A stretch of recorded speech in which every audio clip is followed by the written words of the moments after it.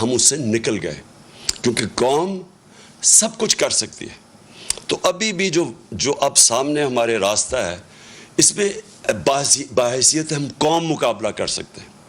اور جو سب سے پہلے میرا جو پلان بنا ہوا ہے کہ اگر ہمیں حکومت ملتی ہے تو ہم کیا کریں گے، میں سب سے پہلے اپنے بیرون ملک پاکستانیوں کو موبلائز کروں گا.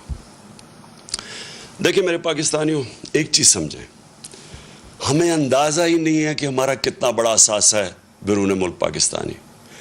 ہم نے آتے ساتھ ہی ان کی تھوڑی سی مدد کی کہ یہ جو پیسے بھیجتے ہیں، ریمیٹنسز بھیجتے ہیں، جو ہمارے لوگ باہر کام کرتے ہیں، ہم نے کوشش کی کہ بینک کے تھرو بھیجیں. پاکستان کی تاریخ میں سب سے زیادہ 31 ارب ڈالر کی ریمیٹنسز آئیں. ابھی ہم نے شروع ہی ہوئے تھے، ابھی ہم اور بھی ان کی مدد کر رہے تھے. ہم نے روشن ڈیجیٹل اکاؤنٹ کھولا تھا. ہم نے ابھی ان کے لیے پوری ایک پلان بنایا ہوا تھا کہ کیسے ہم نے ہاؤسنگ کے اندر ان کی انویسٹمنٹ لے کے آنی ہے. جو سب سے بڑا میرا پلان تھا اور مجھے سب سے افسوس ہے کہ پہلا پلان سیبوٹاج کیا یہ آصف زرداری کی سندھ حکومت نے. ہم نے ایک بنڈل آئلینڈ ہے، اس کے اوپر ایک پورا ایک نیا شہر بنا رہے تھے، ماڈرن سٹی، اور بڑے بڑے انویسٹرز آ گئے جنہوں نے اربوں ڈالر اس میں انویسٹ کرنا تھا.